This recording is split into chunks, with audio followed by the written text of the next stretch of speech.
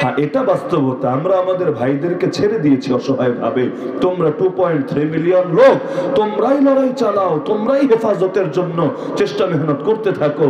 হ্যাঁ, আমরা সর্বোচ্চ বলবো এগিয়ে যাও, আছি আমরা তোমাদের সাথে। কারণ সবাই তো সবাই আগে যেতে বলে, সাথে থাকার ডায়লগও মারে, কিন্তু বিপদে যারা পড়ে তারাই জানে কে কে পাশে থাকে আর সাথে থাকে। আমাদের কারাবন্দী ওলামায়ে কেরামরা যখন ময়দানে আলোচনা করতেন, সে সময় তো স্লোগান এটাই হতো, এগিয়ে যান, আছি আপনার সাথে। 3 বছর ধরে কারাগারে, আবার আসুক না বাইরে, আসতে দেরি হবে, স্লোগান শুরু হতে দেরি হবে না, এগিয়ে যান, আছি আপনার সাথে। হ্যাঁ, আমি কিছু লোকের ব্যাপারে এটা ওজোর ধরতে পারি যে তারা আসলে কিছু করতে পারে না। যেমন ধরেন নারীরা চাইলে কি করবে না, মামলা লড়বে না, তার অনেক টাকা পয়সা আছে, গিয়ে এটা সেখানে খরচ করবে।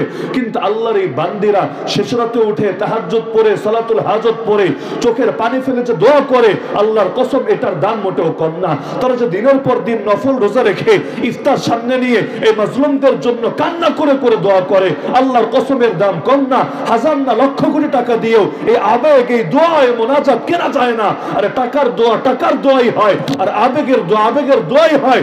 আবেগের সাথে দুনিয়ার কোনো কিছুর তুলনা চলে না। তো অনেকের ক্ষেত্রে এটা ওজোর হতে পারে যে যাদের শক্তি সামর্থ্য সব থাকার পরও কিচ্ছু করে না, কি জবাব দিবে আল্লাহর সামনে? নবীর ওয়ারিসের পাশেই যারা দাঁড়াতে পারে না, নবীকে পেলে তার পাশে কতটুকু দাঁড়াতো ভালোই বুঝে আসে।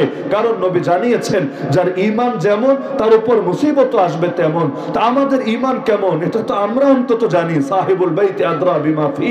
তো ঈমানের উপরে যে মুসিবত আসে এটাতেই লোক পাশে থাকতে পারে না, তো নবীর ঈমানের সাথে তো কারো ঈমানের তুলনাই চলে না। নবী বলেন, উযিতু ফিল্লাহি মা লাম ইউদাহাদ, আল্লাহর পথে আমাকে এত বেশি কষ্ট দেওয়া হয়েছে যত বেশি কষ্ট কোনোদিনও কোনো মানুষকে দেওয়া হয় নাই। তো ওই দুর্দিন যদি জাতি দেখতো, কয়জন গিয়ে পাশে দাঁড়াতো?